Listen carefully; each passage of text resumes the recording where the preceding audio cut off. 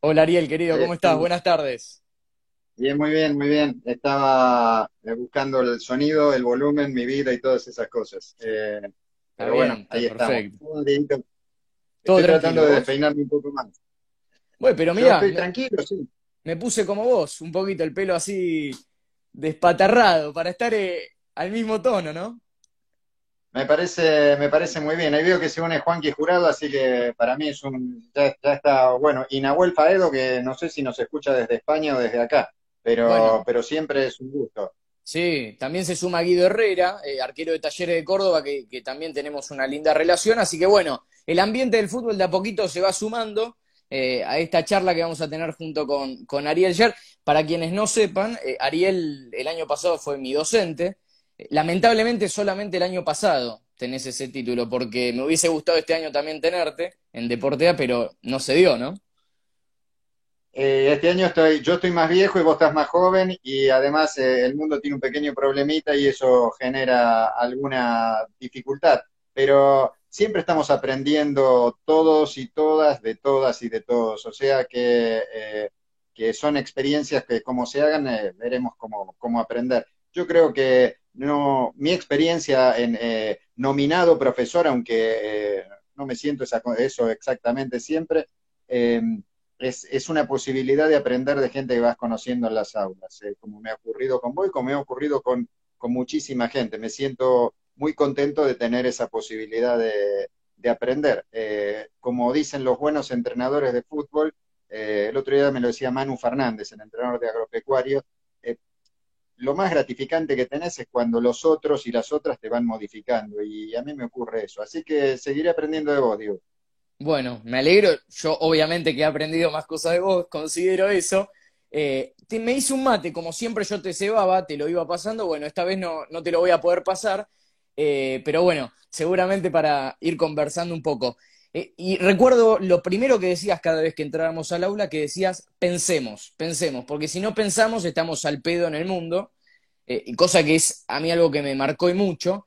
Y la verdad, hay gente que me viene escribiendo, los amigos de Deportea que me van diciendo, qué bueno que estás con Ariel, todo. Bueno, lo primero que te quería preguntar es, ¿qué es saber de fútbol? ¿Se puede saber de fútbol? ¿No se puede saber de fútbol? ¿Es algo tan subjetivo e intangible que es imposible poder abarcar de determinada manera ese tema? El que se hace esa pregunta y se la responde de manera muy contundente, porque era su estilo en muchas cosas, es Dante Panzeri. Panzeri decía que saber de fútbol no se puede saber, que no hay una posibilidad de saber de fútbol, que saben de fútbol cuando resuelven determinadas cosas lo que están jugando un partido, que a los demás nos ocurren ciertas cuestiones.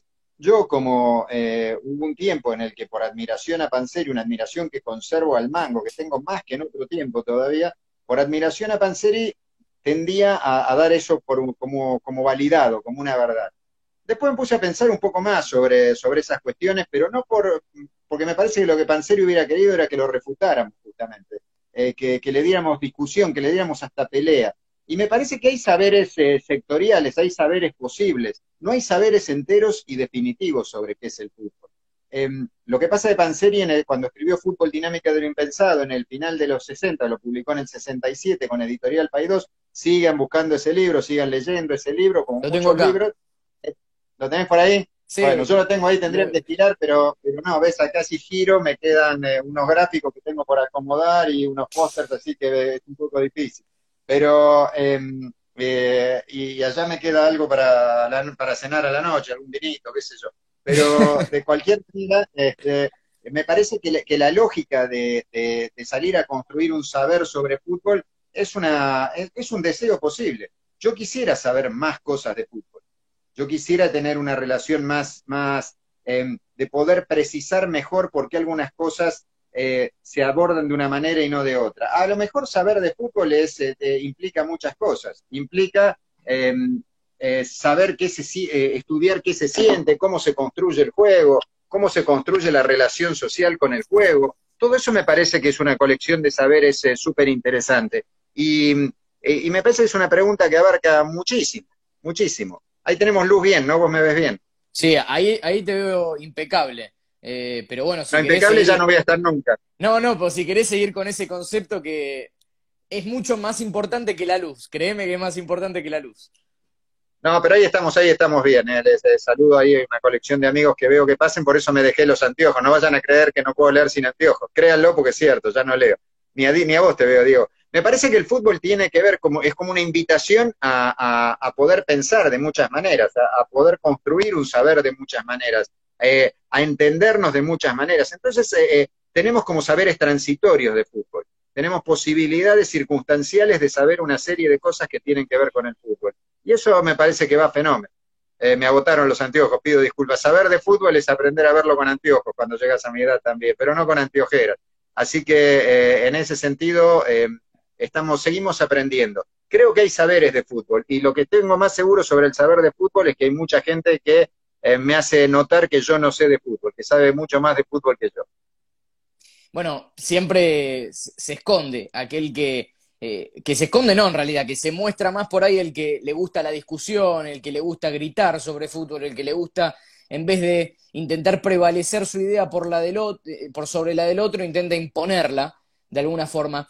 Hay algo que vos decías también y que a mí me penetraba la cabeza de alguna forma, que era que el fútbol sirve como cierto pretexto para contar un poco la historia. Y a mí es algo que me apasiona mucho, el tema de asociar la historia, por ejemplo, de la Argentina con el virtuosismo de cada jugador, ¿no?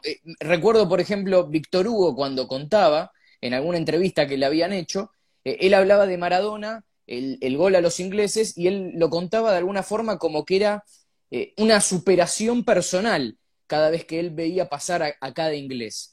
¿Vos cómo lo ves al fútbol desde esa manera? ¿Te parece bien abordarlo desde el lado, por así decir, de la historia argentina?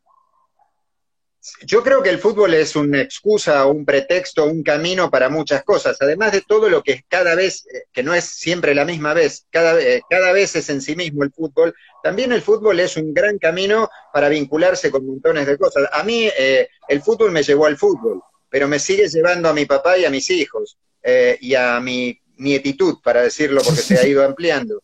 Y me lleva a gente de generaciones que vinieron después y con las que tomé mate, como me pasó con vos. Y me ha llevado a la posibilidad de leer. Eh, yo me sentía siempre con una especie de cosa extraña porque a mí me gusta mucho leer, pero yo me vinculé con la lectura básicamente porque leía el gráfico. Y no me quedé tranquilo con eso, aunque el gráfico me parecía una muy buena lectura y las secciones de deporte me parecían una buena lectura, más allá de que leía otros libros y aventuras y cosas que seguiría recomendando. Pero bueno, después en que empecé a conocer gente que hoy es anónima o gente que hoy es muy notoria, eh, como el Negro Fontana Rosa, como Juan Sasturain, como Jorge Valdano, me decían, yo empecé con el gráfico, entonces yo sentía, o con lo que les tocara en el pueblo de ellos para leer. Y me parece que eso es fuertemente eh, una posibilidad muy fuerte del fútbol. Y vincularse con la historia tiene que ver con eso. El fútbol es un gran generador de historias, un gran envase adentro de lo que nos ocurre en muchas historias. El fútbol es un lugar donde somos y somos con otros y con otras, y eso es muchísima cosa. La posibilidad de ser es extraordinaria, y ser con otros y con otras también es tan extraordinario que ahora se nos volvió literalmente extraordinario. Yo traspongo las paredes de mi casa excepcionalmente hace los últimos casi 2 meses, y entiendo por qué es y me satisface que se haya concebido una manera de protegernos, pero se volvió fuera de orden y lo extraño estar en canchas a las que no voy nunca y extraño estar en canchas a las que iré siempre. Me da la sensación de que es una búsqueda que el fútbol te avisa de muchas cosas y también es un modo de entender cómo éramos y de cómo seremos. El fútbol tiene mucho de eso, el fútbol es una invitación extraordinaria para pensar la historia.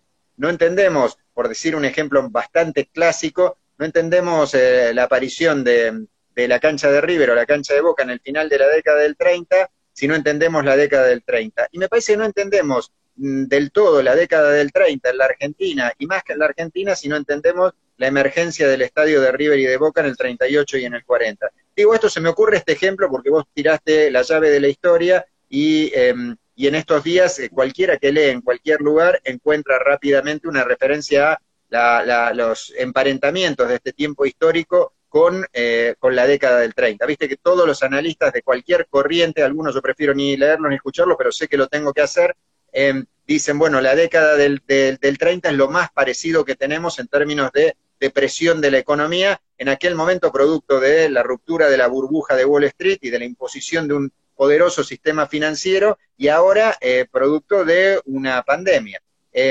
Bueno, todo el tiempo pienso, ¿ves? Por ejemplo, ¿qué será del fútbol que viene? No, del fútbol de la semana que viene, cuando jueguen el clásico del Ruhr, el Borussia Dortmund y el Schalke 04. También pienso eso, no con la ansiedad de volver a ver fútbol solamente, sino entendiendo por qué esos muchachos los hacen jugar en este contexto. Pero pienso cómo gravitar, qué papel cumplirá y qué dejará de cumplir el fútbol en los tiempos que vienen. ¿Se parecerá a la década del 30, donde la motorización de la industria de la construcción de parte de una cantidad de gobiernos en una cantidad de lugares indujo a la obra pública y a veces privada, y entonces parecía que era un camino a salir de la crisis? Y además de eso, además de todo eso, era un modo por el cual los gobiernos impurísimos de la década del 30 buscaron maquillar su situación. Me imagino Donald Trump, Jair Bolsonaro, mientras siguen provocando procesos de muertes colectivas, con sus políticas sanitarias, pues eso son políticas, no es ausencia de políticas sanitarias, son políticas sanitarias que conducen a la muerte. Después, ¿qué harán? Porque la vida va a seguir, pareciera que va a seguir. Como la vida va a seguir, ¿qué harán? ¿Harán estadios para que la gente diga, me hizo algo que a mí me ayuda? ¿Invitarán a la gente al fútbol para que se distraiga? ¿Desde qué lugar pensarán eso que viene? ¿Necesitarán de la industria de la construcción para llevar adelante procesos de rehabilitación de economías en estado de deterioro? Entonces, como vos decís bien, Diego, pensar la historia con la excusa del fútbol o pensar el fútbol con el pretexto de la historia es una inducción muy grande, no a pensar solo el pasado, que de por sí es bastante interesante. Es bastante interesante ver qué formas tenían las amigas de la abuela y del abuelo, ¿sí? Las amigas o los amigos. Es bastante interesante verlos lindos, pero también es un modo de pensar qué paradigma estético se nos vino con el tiempo. Bueno, en eso mismo trato de pensar la lógica del fútbol. La historia es algo que explica lo que pasó, que ayuda a explicar lo presente y que seguro ayuda a ir por lo futuro. Mira, lo veo que entró, dentro de lo poco que veo con mis anteojos, a Javi Schliffmann, que es un brillante analista de estos fenómenos, mucho mejor que yo, así que te invito a que algún día hagas un vivo con él, Javier Schliffmann, que está ahí abajo, alguien formado en la ciencia de la comunicación. Claro, porque vos sos una persona grande que te cuesta ver, yo con esta cosa me arreglo inmediatamente. Sí. Pero hay gente que sabe mucho, piensa mucho y dice cosas muy interesantes y las escribe muy bien. Perfecto, lo vamos a estar leyendo, después voy a hablar con él a ver si puedo capturar algo de su material.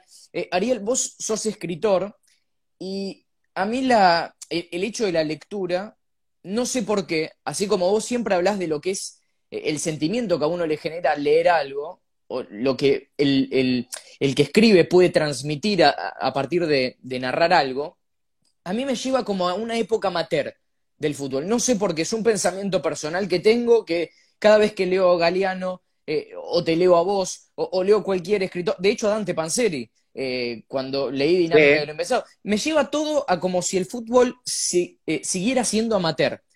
¿Cómo se hace para convivir entre una escritura que por ahí, en su ideal, está pensando en aquellas épocas en las que el fútbol servía más para el esparcimiento que para un negocio? ¿Cómo se hace para convivir entre la escritura del fútbol y estas épocas que son pura y exclusivamente capitalistas y que lo único que importa, como vos decías, del ejemplo de Alemania, que seguramente se vuelva al fútbol por un tema de intereses monetarios más que futbolísticos? ¿Cómo se hace para convivir esos dos polos tan opuestos? Se me ocurre, Diego, que no hace falta negar el mundo para contar el mundo. A veces contar el mundo es dejar de negarlo. La literatura aborda eso. Quizás desde la narrativa, desde la ficción, desde la literatura, lo que tengamos que aprender, y hay gente que lo está haciendo y muy bien, es a contar este mundo brutal. Es cierto que la tentación romántica, la tentación nostalgiosa, a veces nos hace narrar con más comodidad el fútbol del potrero que está de otro modo o ya no está. Pero no quiere decir que no convivan colecciones de realidades en ese terreno. Yo lo pensaba en estas horas leyendo mucho sobre las despedidas al Trinche Karlovich. ¿Por qué nos impacta? El Trinche es alguien a quien no vimos jugar, yo lo vi una sola vez en una cancha. Fui a ver un partido y además fui especial, era una oportunidad de ver al Trinche Karlovich que nos hablaban de él. El Trinche remite a eso que vos decís que ya no está. Esa condición romántica, esa condición de no subordinación a las lógicas de la hiperindustrialización, del hiperprofesionalismo, de la industria del espectáculo y de la industria del entretenimiento. Era un tipo que jugaba al fútbol profesionalmente muchos años, porque él jugó desde el 69 hasta el 85, desde que debutó en Central hasta que se despidió en Newell's de Cañada de Gómez. Jugaba un día y por ahí en algún tiempo de su vida, el otro día del fin de semana, se iba con sus amigos, muy buenos jugadores, no tan buenos como él, a jugar en los campeonatos del barrio. Y eso a nosotros es un mito que nos conmueve. O sea, es una idea que nos conmueve, es un mito y una leyenda porque no podemos verificarlo casi ni en imágenes. Pero por otro lado, la relación intensa con lo que el fútbol, aún en este tiempo de hiperindustrialización, produce, sigue existiendo. ¿Qué es lo que nos tienta del Trinche, entre otras cosas? Que algún individuo, en un lugar dado, en una circunstancia dada, cuando nada te lo hace tener escrito ni en la literatura y en el fútbol, va a jugar como los dioses y te va a justificar tener ojos o corazón o piel para emocionarte con eso. Me parece que eso sigue atravesando esta época que ya es casi postindustrial del fútbol, ¿no? Porque Panzeri se basaba en aquel libro que vos dijiste, Fútbol Dinámico y Impensado, y en Burguesía y Gangsterismo del Deporte del 74 trabaja muchísimo cotejando ideas de Luigi Volpicelli, un italiano que escribe en los 60 un libro que se llama Industrialismo y Deporte. Ahora estamos hablando de una situación de altísima curiosidad, porque el fútbol es el espectáculo central de una vida que ha espectacularizado casi todo. Pero la industria del espectáculo, toda esa industria del espectáculo que procura hacer negocios y ocupar nuestro tiempo con esos contenidos, ¿qué le pasó? La pelota se quedó quieta y los teatros no se pueden abrir y al cine no se puede entrar. Por eso, entre otras cosas, es tan revulsivo este tiempo. ¿Qué será del fútbol en ese contexto? ¿Cómo lo contaremos?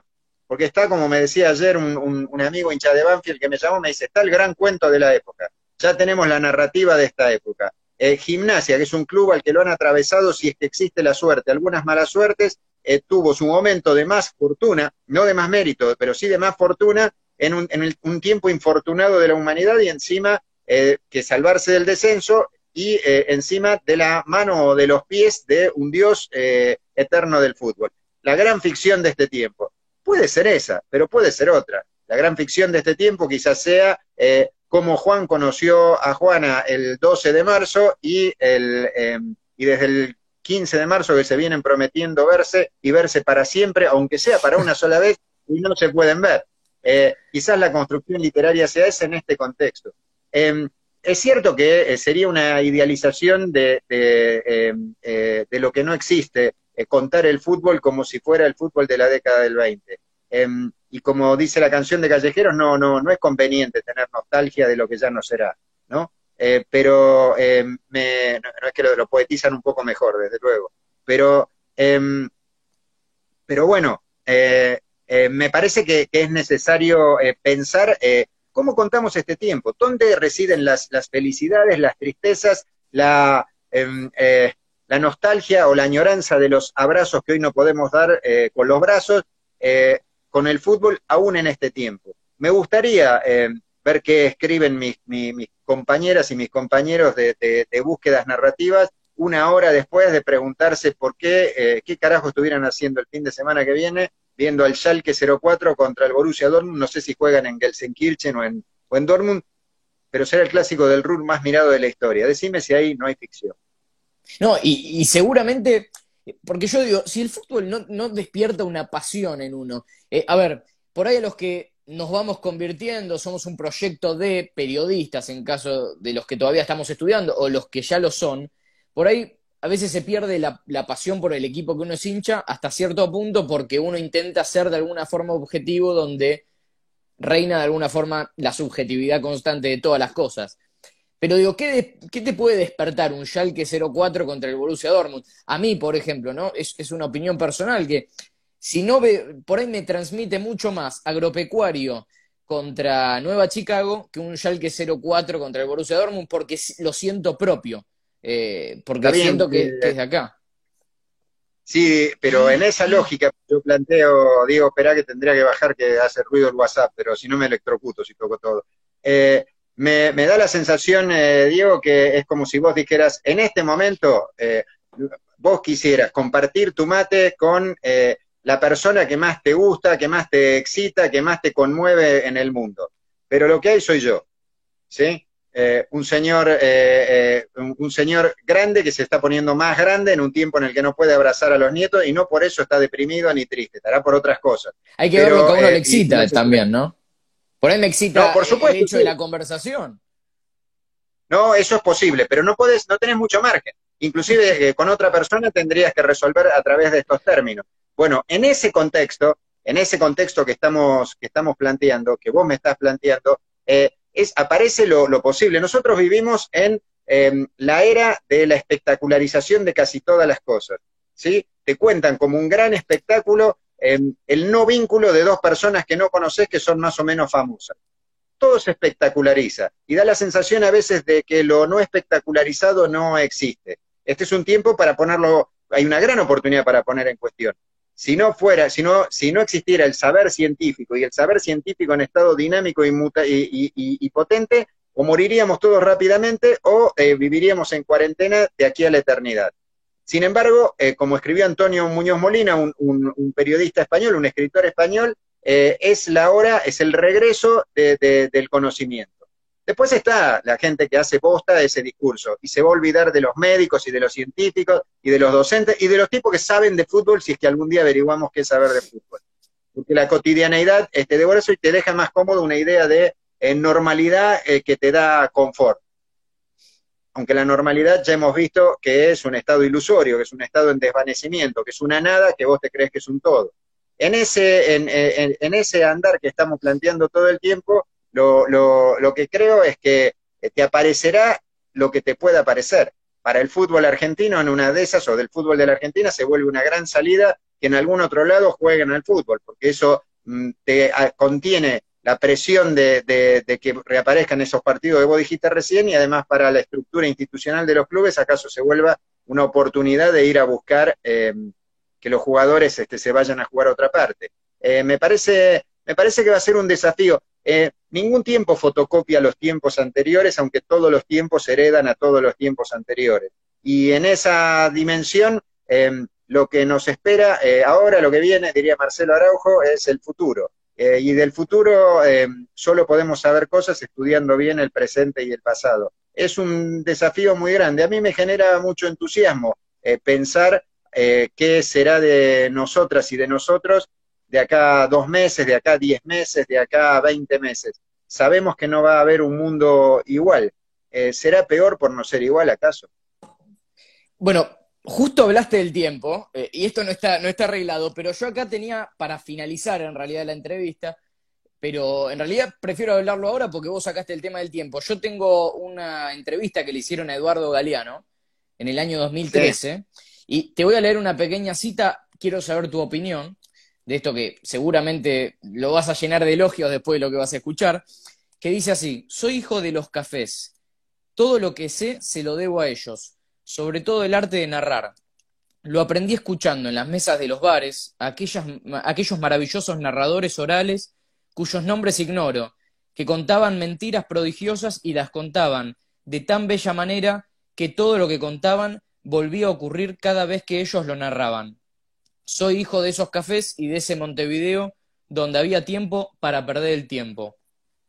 Digo, con esto que decía Galeano, vos seguramente en esta cuarentena, en este tiempo, ¿habrás encontrado ese tiempo para perder el tiempo? Eh, no, yo creo que si la respuesta es personal en el sentido, microbiográfica, no, yo trabajo, en esta cuarentena trabajé más que antes, diría, porque eh, a mí me implica una serie de desafíos desde mi condición de docente bruto, no solo aprender el uso de ciertas tecnologías, que eso me parece sencillo, sino eh, disfrutar y hacer disfrutar de la circunstancia pedagógica, asumiendo que el aula es insustituible en estas horas. Y eso me da mucho trabajo. Hicimos un newsletter con Maxi Dassi, con Santi Balatore, que por ahí estaba conectado, y lo hicimos sin darnos un abrazo después de terminar el laburo. Eso es difícil, es difícil. A mí me gustaba que cuando terminábamos un cierre, el Nene Pano, que era mi maestro y mi jefe, me diera un abrazo. Eh, pero no, entonces, en ese sentido, no, y además yo no me gusta poner al tiempo, ni a la paternidad, ni a la condición de abuelo, ni a tener con una pareja como pretextos para no ver partidos, para que no se me ocurran ideas para regalar de cumpleaños, o para leer, o para estudiar. Yo siento que son cosas que me dan satisfacción, pero además son responsabilidades que tengo, son ambas cosas. Eh, la sociedad de la producción te da la comodidad de decir que no podés hacer cosas porque tenés que cumplir con tales otras. Bueno, me parece una excusa relativamente inválida. Es cierto que cuando te despertás a atender un bebé 3 veces por noche, es más difícil que vos enhebres un desayuno con un café exótico a las 7 de la mañana, porque no recordás la existencia del café. Pero hay un lugar donde también depende cuál es tu comprensión de qué tenés que hacer con la vida. Lo que sí me permitió este tiempo es tener una mirada sobre esto, sobre cuánta gente dice qué cosas le pasa con su lazo con el tiempo. Me acordé con la cita de Galeano, porque si Galeano es hijo de los bares de Uruguay, yo soy sobrino de los bares de Uruguay, aunque un sobrino sin los brillos de Galeano, porque he ido muchísimo a Montevideo y extraño, hoy hablaba con 2 jugadores de fútbol uruguayos separadamente y con 2 alumnos que tengo uruguayos y hablábamos de eso, ¿no? Y leía, me levanté escuchándolo a Agustín Lucas, un gran marcador central y un gran escritor, que hizo un hermoso texto para el Trinche Karlovich, y pensaba en esa condición de cuánto nos abastecen los espacios donde estamos siempre. No, yo no siento que la humanidad que venga va a ser una humanidad en la que ni la humanidad, que es mucho mejor que yo, ni yo, que soy mucho peor que la humanidad, vamos a decir, ¿cómo no valoraba esto? Ahora lo voy a aprovechar al mango. Yo creo que eso se construye dando una pelea que es cultural, que es política, que es social y que es económica todo el tiempo. No es que yo voy a volver al cilindro de Avellaneda como hincha de Racing, seguro el primer rato voy a decir, se me va a partir la piel que me queda, pero forma parte tanto de mi historia que en un rato estaré conectado con las cosas con las que me conectaba más o menos en un tiempo anterior. Me parece que yo he hablado mucho de esto con gente que ha sobrevivido a periodos mucho más largos de salir de normal, gente que ha estado en la Segunda Guerra Mundial, gente que ha estado exiliada, gente que ha estado detenida en las cárceles de la dictadura genocida, la última. Y hay un punto donde vos restaurás, tenés hambre y tomás café, ¿no? Para quienes tengan una visión cinematográfica de esta y hollywoodense, el contraste lo tienen en Hollywood y en el cine, porque Tom Hanks, cuando deja de ser el náufrago del náufrago, tiene hambre, tarda un poco en acostumbrarse a dormir en una cama alta y no en el piso, pero lo va haciendo, se entusiasma no vio una chica de 10 años y se entusiasma con esa, o quizás algún día con otra, o con otro, no importa, digo, cuáles son las construcciones que fueron variando. Pero el tema justamente es no dejarse, a mí me parece, ser prisionero de ninguna normalidad, entendiendo que a todos nos da certeza mover la llave de la puerta de casa y que gire y poder entrar. Bueno, en este caso poder salir, que es lo que más difícil está. Pero necesitamos seguridades. Pero la gracia no está, me parece, en las seguridades aún atendiendo su legitimidad. La gracia está en la conquista de cada día. Lástima que estoy despeinado y tengo los anteojos que no me permiten ver y que mi interlocutor sos vos, si no hasta oficiaría con esta última frase de buen galán, pero no sirve en este contexto. Bueno, recién hablabas de volver, por ejemplo, a la cancha de Racing, y hay una discusión que se genera, que el otro día lo podía hablar con Morena Beltrán, que es compañera mía en Deportea, y que también tuvimos un lindo intercambio acá, Y que ella hablaba justamente de el tema de que no está dispuesta a combatir por este momento el hecho de ser hincha de un club, o sea, como en manifestar, yo soy hincha de tal club, y a partir de eso que pueda generarse algún tipo de problema a partir de eso. Vos, Ariel, ¿qué pensás de que los periodistas puedan expresar o manifestar de qué equipos son hinchas? A mí me parece que, cuando digo me parece, estoy diciendo, estoy al borde de la burrada periodística porque no debería decir pareceres, pero acá soy un entrevistado, que es un rol extraño para mí, porque en general yo me dedico a entrevistar. O sea, me puedo permitir un parecer, no tengo una certeza académica sobre esto, ni académica de Racing, ni académica de ningún orden. Eh, eh, yo creo que hay que decir desde qué lugar se habla, pero no solo desde qué lugar de hincha se habla, porque eh, eh, yo creo que alguien tendría que desconfiar de mí si yo, porque soy hincha de Racing, soy socio de Racing, voy a ver a Racing todos los partidos que puedo y hasta los que no puedo, eh, no me sintiera conmovido por la poesía de Bocchini, ¿sí? O por la capacidad de chicos que no son Bocchini, pero juegan ahora en Independiente. Eh, una persona que no registrara en mí esa capacidad, por lo menos esa capacidad, ¿qué hace escuchándome? ¿Qué hace viéndome? Tendrían que salir todos ustedes y decirle con ese tipo que no es capaz de ver la belleza en ciertas dimensiones o la riqueza con otra camiseta, no lo escuches, no hables. Te legitima no ser hincha, sino el hinchismo, que es una categoría bien distinta.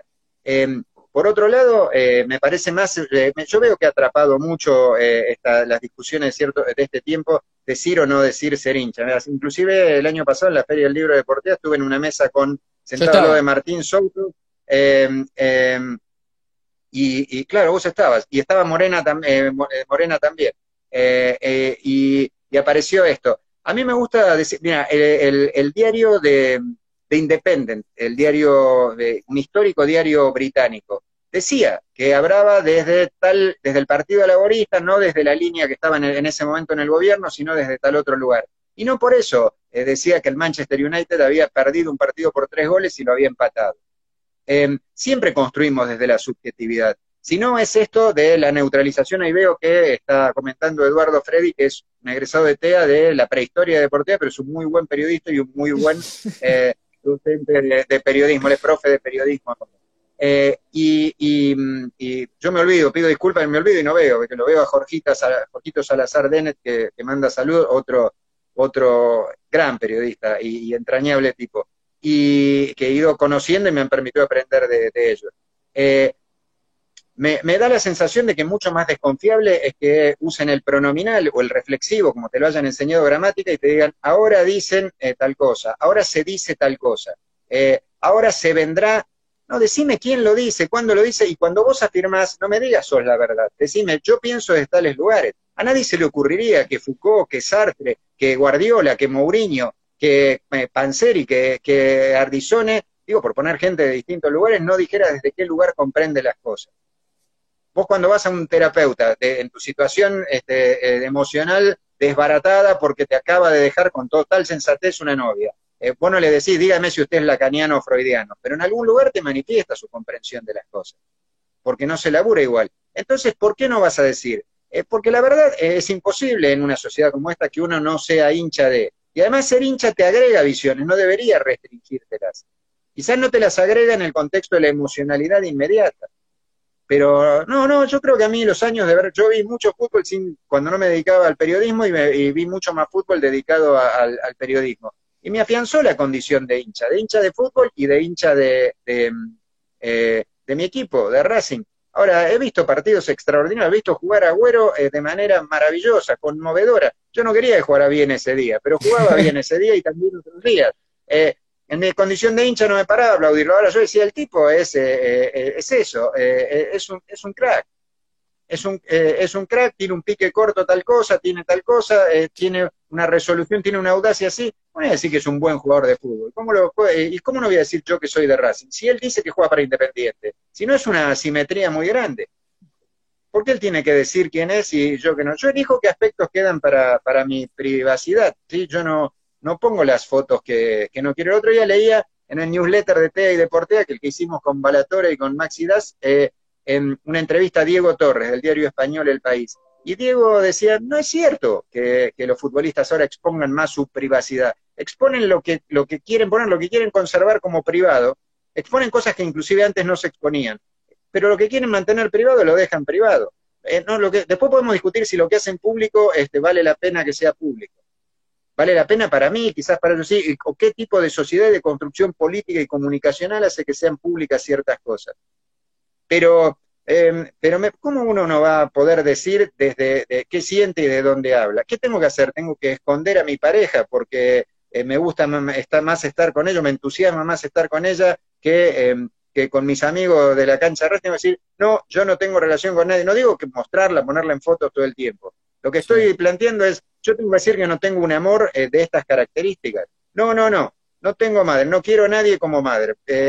Y voy a ser sospechoso si en esta cultura que te induce tanto a querer a tu mamá, y a veces, muchas veces las madres y los padres generan motivos para ser queridos, ser amados, entonces, ¿qué vas a decir? No te voy a decir que tengo, no es un amor que no tengo. ¿Y por qué voy a negar un amor tan sustancial como el que tengo por mi equipo? El problema es que quizás la relación con el fútbol ha quedado muy tomada por la condición de ser hincha y se ha acotado en algunos casos y por ciertas sugerencias culturales amar al juego. Yo tengo un extraordinario amor por el juego. Por eso seguro añoro partidos en la plaza de la vuelta de mi casa. Porque me gusta ver a las pibas y a los pibes jugando al fútbol. Me detengo, puedo perder un colectivo, llegado tarde a clase con vos por ver jugar en cabeza un padre y una hija. Y creo que hice bien. Bueno, Yo amo eso. ese es vos lo pusiste en palabras, el romanticismo. Bueno, no me salió, porque no tengo la dialéctica que por ahí tenés vos, de la experiencia, pero justamente hacía referencia a eso cuando los escritores, yo sentía que eso era lo que querían transmitir. Y justamente con esto que venís hablando y el tema de la escritura, hay una cantidad de palabras tales que por ahí al público joven, que yo lo digo desde mi lugar, que me siento por ahí un poquito corrido de ese sector juvenil hoy por hoy que le gusta hablar con palabras que no son tan convencionales como eran las de antes, por ahí porque me crié con la lectura de algunos libros o escuchándote a vos hablar, no me siento tan identificado con estas nuevas formas de hablar, no hablo del inclusivo ni nada de eso, hablo de cuestiones. El otro día, por ejemplo, Pablo Giral, que es un relator muy conocido y que lo hablaba con él también en un vivo, él utilizó la palabra buenardo para decir como un buen pase. ¿Se puede hablar en esos términos?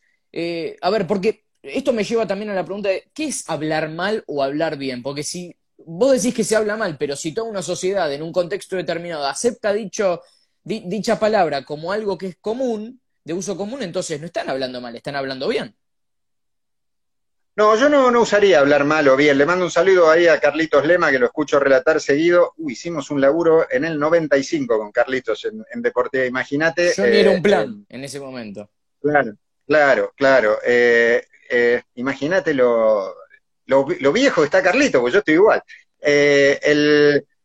No, a mí no me gusta, no es que no me gusta. Los autores que desde los que yo siento que me ayudan más a pensar qué es el lenguaje, no me inducen a pensar que sea un problema de maldad o de bondad del lenguaje. El lenguaje está vivo, y todas las cosas que están vivas están siendo, no son, como diría Paulo Freire, el maestro, el gran pedagogo brasileño. Están en proceso de mutación. Y las palabras además tienen que ver con la disputa de sentido en la existencia. Entonces, Julio Cortázar tiene un artículo, un extraordinario texto, en realidad él fue una pieza oral en Madrid en 1981, en una intervención muy potente contra las dictaduras en América Latina, en particular la de la Argentina. Cortázar dice un texto que después queda como escrito, que se llama Las palabras violadas. Búsquenlo, googleenlo, porque lo van a encontrar, y si no está en un libro que reúne artículos de Cortázar que se llama Argentina, años de alambradas culturales. Y Cortázar ahí dice que a las palabras le pasan cosas parecidas que a las que le pasan a los caballos o a las plantas o a las personas, que a veces se envejecen, se maltratan y mueren y mutan. Ese es un tipo de transformación. Él habla de lo que hacían los dictadores con la palabra patria, la palabra libertad, todas esas cuestiones. Como si fueran, o sea, lo que plantea Cortázar y lo que vemos retratado tal vez en este tiempo, como si ser más libre implicara desentenderse del interés público, como si atender el orden individual implica ser más libre que desentenderse del orden colectivo. Como se entiende lo que estoy planteando. Sí, sí, sí, sí, completamente. Bueno, esa es una lógica. Luego las palabras se mueven. Di una gran clase de semiótica, alguien que no usaba en general la palabra semiótica, que es el negro Fontana Rosa en el Congreso de la Lengua de Rosario. ¿Sí? Fontana Rosa decía, pero muy nítidamente, muy claramente, cuando habla de las malas palabras, que las malas palabras, ¿por qué son malas? Le pegaron a alguien. Inclusive Fontana Rosa se siente legitimado, inducido, convencido de volverse más, de escribir en un tiempo en el que, cuando lea a David Viñas, un gran maestro de la literatura argentina, un gran escritor, el profesor de literatura argentina, tiene un libro de cuentos que se llama Dar la cara. No, que se llama, sí, Dar la cara. Y el negro Fontana Rosa lo leyó de pibe y descubrió en Dar la cara, lo cuenta cuando le hace el prólogo a un libro de Viñas, dice, yo descubrí que los personajes de la literatura pueden hablar como mi viejo en los vestuarios de básquetbol, porque el papá del negro fue jugador de básquetbol de la selección argentina de básquetbol, según me contaron el negro y Alejandro Pérez. Y en ese lazo, ¿qué hay? Te marca que las palabras están en estado dinámico. Querer congelar las palabras es jodido. Mira, hay dos discusiones de la década del 20 que también te sugiero ir a buscar, con dos protagonistas muy famosos que a veces son más citados que leídos. Uno es Borges, porque Luis Borges tiene un texto que remite al idioma de los argentinos, pero que se llama Las alarmas del doctor Américo Castro. Borges, eso está en un libro que se llama Otras Inquisiciones. Que salió Después te voy a pedir los todos los 50. títulos, porque ahora no puedo anotar, Sí, yo ¿viste? quisiera, claro, yo para chatear se me caería el celular. En Otras Inquisiciones, en ese texto, Las alarmas del doctor Américo Castro, Borges lo boludea a Américo Castro, que era un filólogo español, un estudioso del lenguaje, al que le molestaba mucho que el lenguaje se moviera en esta parte del mundo. Entonces Borges le dice, lo trata de versátil en el error. Hay que ser jodido, ¿no? O sea, tiene que ser Borges. Versátil en el error a Américo Castro. Dice, es un tipo experto en equivocarse, digamos. Es decir, versátil. La caga múltiplemente. Y ahí el tipo dice, el lenguaje, y Borges es Borges. Nadie diría que no maneja las ortodoxias del castellano y de otros 20 idiomas más.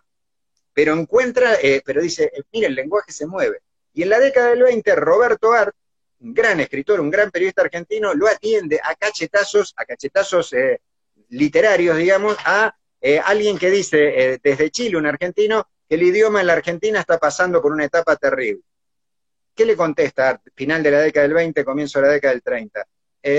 Le contesta que el idioma se mueve, que no es así, pero se lo dice hasta apelando al boxeo. Le dice que los boxeadores de salón, que saben todas las posiciones, serán muy buenos técnicamente, pero no tienen manera de ganarle una pelea a boxeadores antigramaticales que saben cómo golpear con la palabra. Y no nos olvidemos que Art escribió en el prólogo de su tercera novela, Los lanzallamas, que la literatura tiene que ser como un cross a la mandíbula, que no es ponerse en bolas en una cámara de televisión ni poner zócalos para ver cuánto te rinden, sino decir cosas que te sacudan la conciencia y el corazón después de articular y enhebrar convincentemente. Por algo leemos a Art y parece que lo hubiera escrito esta mañana o mañana a la mañana. Entonces el idioma está en movimiento, las palabras están en movimiento, porque la vida está viva. ¿Sí? La palabra corona y la palabra pandemia ya no quieren decir más lo mismo para nosotros que hace 2 meses. La palabra encierro no quiere decir lo mismo que nosotros para esos meses, porque la vida vuelve a las palabras otra cosa que lo que las palabras eran. La vida se resignifica, no es lo mismo el amor para alguien el día en que se enamora con todo de alguien que el día en que siente que eso no existe más. No es idéntico. Sabe que de alguna manera la palabra amor es una casa donde caben esas dos sensaciones, pero no le pasa lo mismo. Y no nos pasa lo mismo porque no nos fotocopiamos todo el tiempo. Hay un texto hermoso del negro Dolina, que me parece que no está en ningún libro de Dolina, lo publicó en la revista Humor en el comienzo de la década del 80, Dolina se pregunta, si se citan, no me acuerdo de los personajes, pero ponele Juan y María, primer café, dice Dolina, un ortodoxo de las citas, ¿no? Sí. Toman un café y se ven y ocurre algo, una valoración, una química, una atracción, se citan para una segunda vez. La segunda vez que se ven, ese Juan ya es otro Juan, y es el que era, pero le han pasado otras cosas y llega con otra ropa, con otra energía, con otras discusiones con su madre, con otra parte de su salario si es que lo tiene gastado, y María lo mismo. Y entonces el encuentro, ¿qué provoca? ¿Es el mismo encuentro? No, es otro encuentro, aunque las caras se parezcan de alguna manera. La idea de la vida congelada, la idea de la existencia quieta, es una idea que conspira contra la propia vida. Lo que pasa es que nos da una seguridad tremenda. O sea, si voy a hablar con Diego y aparece alguien con la cara de Maradona, de Messi, de Borges o de Arte, en un desconcierto, no puedo hablar, no porque admire a todos esos tipos, porque no sabría que no te reconocería. Ahora, pasada esa base de seguridad, hay que atreverse a más cosas.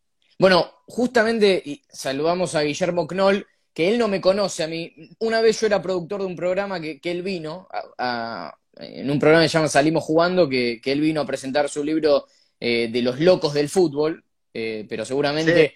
dice un verdadero maestro por vos. Y una vez vino de Deportea y yo lo saludé. Pero bueno, después le voy a escribir a Guillermo porque también me encantaría tenerlo acá. Vos justamente en una entrevista que te hizo Eduardo Aliberti, contabas que Fontana Rosa una vez te habló a vos a ver, del significado de la palabra mierda y cómo eso a vos te llevaba también a cambiarle el valor a las palabras. Yo recuerdo de haber visto que me lo mandó Santi Balatore, que le agradezco, ese fragmento de Los Locos de la Azotea, que para mí es brillante, el que lo quiera ver, que estás vos, Ariel, y que bueno, vale mucho la pena escucharte hablar, que fue hace unos años, estabas más joven, con un poquito menos de pelo, me parece, pero Me acuerdo, es no me acuerdo. brillante, Eh, brillante. como dice Joey, creo leer ahí, Es mi novia, citando. Ah, es tu novia. Bueno, está sí. citando a Hegel. Sí, Hegel, desde su mirada dialéctica, indicaría por qué yo tengo más canas.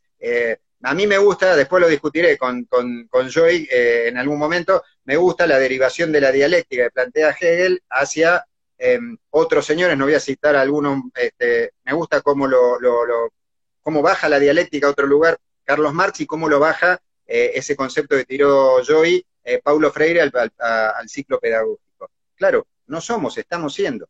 Y con las palabras pasa eso. Y ahí, en ese terreno que vos estabas planteando, Diego, en esa charla con Aliberti, lo que hacíamos era pensar a partir de la intervención del negrito Fontana Rosa en el Congreso de la Lengua. Y el negro tenía muy claro esa dinámica. Hay una columna chiquitita, nunca reproducida después, que puso el negro en el diario Clarín, me parece, donde preguntan sobre esto, lo que me acabas de preguntar. O sea, y me parece muy interesante lo que él decía. Él decía que las palabras cambian, se mueven, van dando vueltas. Hay un saludo a Juan Rubinacci de La Plata, un capo, hace tanto que no lo veo y hace tanto que lo quiero. El negro decía en esa columna, que yo aprendí mucho, él decía, mira, yo un día escribí en un texto la palabra cobija, ¿sí? Cobija, como una frazada, una Sí. manta. Ustedes me cagaron a pedo porque decía que era un arcaísmo, que sonaba viejo, qué sé yo. Bueno, la cambié, qué sé yo. Al tiempo escribe una columna El Negro Dolina. El Negro Dolina pone, y el hombre ve al niño y lo envuelve en una cobija, y nosotros nos meábamos todos. ¿Por qué? Porque Dolina es Dolina, y a Dolina usar la palabra cobija le suena a un fenómeno. En cambio, la pongo yo y puede sonar relativamente antinatural. Luego, dice el negro Fontana Rosa en esa columna, yo puse en muchos cuentos, yo puteo mucho. Y en algunos yo sé que sintoniza bien, pero cuando hablo con alguna otra gente, en algún entorno familiar, en alguna charla con algunas personas, dicen, pará de putear, qué sé yo. Esas mismas personas que me reprochan eso, las he visto charlar con Ángel Capa. Capa putea extraordinariamente, con una coherencia Sí. extraordinaria, con una capacidad expositiva brillante, de manera consecutiva. Entonces lo escuchan hablar y dicen, qué grande, Angelito, qué bien que putea. ¿Sí? ¿Se entiende? Sí. Las cosas ocurren en un contexto.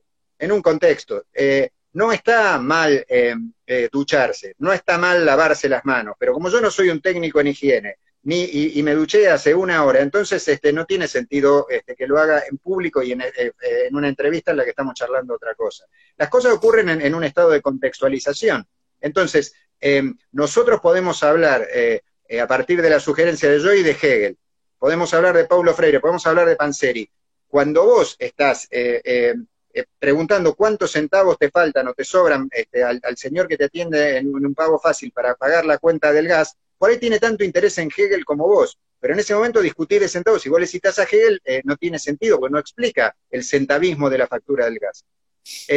Entonces, el sentido de las palabras tiene que ver con un contexto histórico y con una situación, con la circunstancia que lo posibilita. Con el escenario. Está buenísimo tener destrezas para gambetear, que yo ya no tengo y no creo haber tenido. Ahora, depende en qué situación gambeteás qué cosa. ¿Sí? No sé, vos ves fútbol muy seguido y quienes están aquí con nosotros ven fútbol muy seguido seguramente. O había una época en que se veía fútbol muy seguido. Y en ese escenario vos decís, acá, bueno,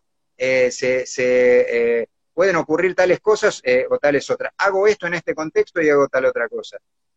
O hago tal otra cosa. Me parece que ese es un desafío sobre el que corresponde pensar. El lenguaje se mueve, pero es una falacia que yo acabo de cometer. Lo movemos, lo mueve la condición humana, lo mueven factores de poder, lo mueven lógicas de relaciones de fuerza, lo mueven disputas. No es un movimiento mecánico y porque sí, no hay porque sí. El lenguaje está en el centro de la disputa de sentido de la condición humana. Y de eso estamos hablando cuando hablamos de las palabras. Bueno, seguramente al del pago fácil le hubiese copado mucho más hablar de Paulo Freire, que hablaba también de una educación bancaria, por así decir, que uno le pone al niño de alguna forma, como si fuese en un banco, ciertos conocimientos que son los que marca la sociedad por ahí.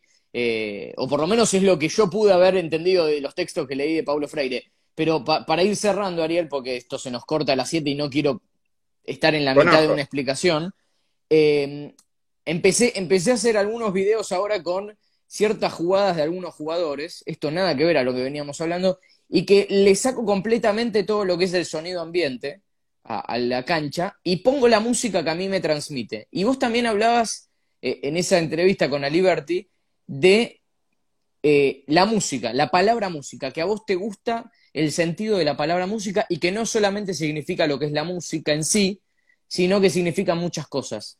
Me encantaría si podemos cerrar con lo que a vos te transmite en sí la palabra música. ¿Puede ser relacionada al fútbol o no? La palabra música, como muchas palabras, decíamos, tiene vida propia. La palabra música sería tentador decir, tiene acordes, es solfeable desde distintos lugares, tiene cadencias y ritmos distintos. A mí me gusta lo que cabe en la palabra música. Me parece que las palabras son hogares, ¿sí? Son lugares donde residir. Adentro de una palabra, decíamos un rato, caben cosas, y adentro de la palabra música caben las cosas que a mí me estimulan más para la vida, y para la vida, y sobre todo viendo lo que hacen con la vida los demás. La palabra música tiene que ver con la creatividad, la palabra música tiene que ver con hacer que surja lo que no estaba. La palabra música es poner en el mundo algo que antes no estaba en el mundo, o también reponer consecutivamente en el mundo algo que pudo haber sido una fugacidad. Y eso me parece maravilloso.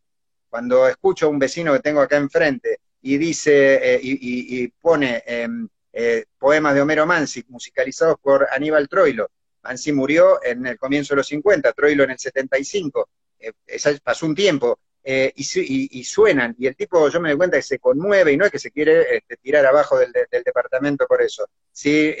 Sino que siente que eso es su vida. Me parece que la música está dando vueltas eso todo el tiempo. También me parece que la palabra música nos invita a algo que se malgasta, diría Cortázar como palabra, pero que es maravilloso, que es la libertad. La palabra música te da la libertad, te invita a la libertad de tener un puente con otros, una red social con otros. La música es una gran red social, no la red social digital. ¿Sí? También hoy se digitaliza, vos vas a terminar conmigo harto y vas a decir, me pongo en YouTube lo último que te gusta, a los gardelitos afinando o desafinando para ponerte en otro clima, me parece extraordinario. Pero es un estado de comunidad. La música es un puente extraordinario de alguien a alguien, y algo que se propaga a través de las generaciones, y algo que se enlaza a través de las generaciones. La palabra música es la renga, y la renga es Charly García, o el indio, y el indio es Charly García, y Charly García es Spinetta, y Spinetta es el nuevo folclore de los 60, y el nuevo folclore de los 60 es una conexión en algún lugar con Mansi con Troilo, y Mansi con Troilo en algún lugar, para no hacerla tan larga, son un puente hacia Beethoven o hacia Mozart, y Beethoven y Mozart son un puente hacia las construcciones musicales muy anteriores de ellos, de los pueblos despreciados de la historia, gracias a los cuales estamos vivos. En la palabra música cabe todo eso, cabe la existencia. Mirá si no me va a gustar esa palabra. Bueno, Ariel, quedando 1 minuto y medio para que se nos termine esto, la verdad que creo haber superado las expectativas propias, porque me pongo de mi lado, todas las expectativas, y yo siento que salió mejor de lo que pensaba. Así que bueno, agradecerte no solamente por este tiempo que tuviste acá, esta hora que pudimos compartir juntos, sino también por la forma en la que vos expresás también tu visión sobre el mundo, y que el fútbol es, a mi consideración, lo más importante dentro de lo menos importante. Así que muchas gracias, Ariel.